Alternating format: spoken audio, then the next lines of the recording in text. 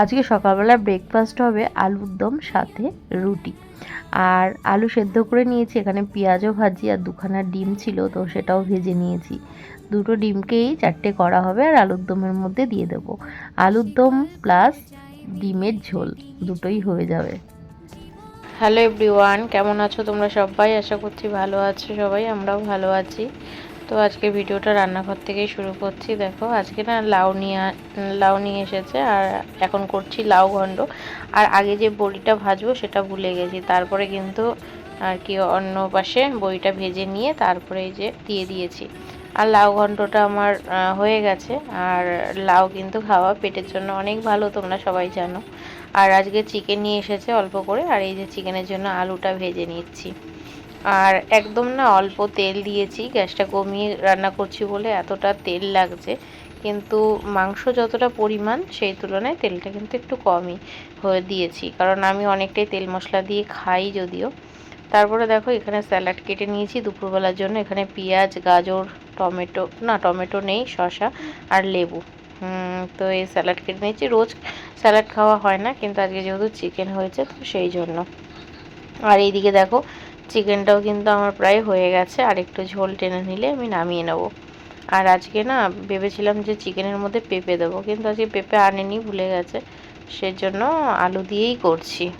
আর একটা সময়ের পর আলু অত বেশি খাওয়াও ভালো না, তো কিছু করার ছিল না, আলু দিতে হলো। আর এদিকে দেখো উচ্ছে কেটে নিয়েছি, আজকে করব শুধু উচ্ছে ভাজা আলু ছাড়া। আর এরকম উচ্ছে খেতে কিন্তু এখন ভালো লাগে, একটা সময় উচ্ছে আমি পছন্দই করতাম না, কিন্তু এখন সবটাই খাই। এখন বুঝতে পারছি যে কতটা উপকার দিত। আর এখানে দেখো রান্না করতে করতে আমি ঘেমে স্নান হয়ে গেছি, কারণ এতটা গরম।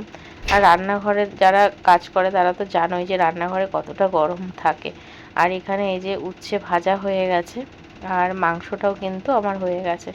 আজকে একটা ভাজা আর 2 রকম তরকারি, ব্যাস এটাই আজকে লাঞ্চ মেনুতে রয়েছে আমাদের। আর রাত্রিবেলা হয়তো অল্প কিছু মাংস থেকে যাবে, আর রাতে হবে রুটি। আর এখন আমি দুবেলাই রুটি খাচ্ছি, শুধু দুপুরবেলা ভাত খাচ্ছি এই আর কি। তো দেখো আমার গ্যাস ট্যাস মোছা কমপ্লিট হয়ে গেছে, এখন কিন্তু মেশিনে কিছু জামা কাপড় রয়েছে সেটা দিয়ে স্নান করে নেব। আর এইদিকে দেখো মেয়েকে স্নান করিয়ে দিয়েছি আমি স্নান করার আগে, আর 1 গ্লাস জল দিয়ে দিলাম, ও খেয়ে নিচ্ছে। যতই গরম পড়ুক না কেন জল কিন্তু ও খেতে চায় না, ও কেন ওর দিদিও খেতে চায় না, তো জল যখন হাতে করে দিই তখনই খাবে। আর মেয়েকে স্নান করিয়ে সমস্ত কাজ কমপ্লিট করে আবার একটু বসে নিচ্ছি, আর আমি একটু জল খাবো, সেজন্য দেখতে পাচ্ছ জলের বোতলটা হাতে রয়েছে। তো একটু রেস্ট করে নিয়ে তারপর স্নান করতে যাবো, প্রচণ্ড গরম লাগছে তো একটু ফ্যান চালিয়ে বসলাম। আর এই গরমকাল পড়েছে, রান্নাঘরে গিয়ে কাজ করতে যে কতটা কষ্ট হবে কি বলবো। তো স্নান কমপ্লিট করে চলে এসেছি, এখন সিঁদুরটা পরে নেব, তারপরে এই এসি চালিয়ে একটু বসবো।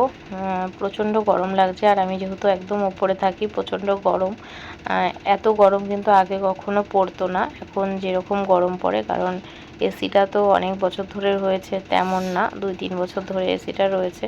আর এদিকে দেখো আমার মেয়ে নিচে বসে খেলছে, আর আমি এখানে পড়ার টেবিল নিয়ে বসে আছি পড়াবো বলে।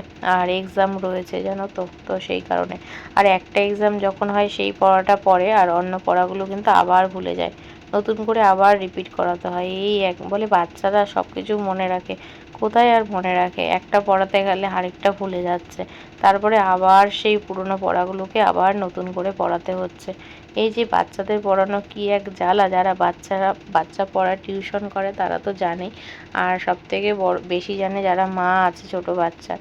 তো এই সময়টা বড় মেয়েটার কাটিয়ে এসেছি, এখন আবার একে কাটাতে হবে, কত যে সময় লাগবে সে আর কি বলবো। ধৈর্যের পরীক্ষা দিতে দিতে আমি একদম শেষ।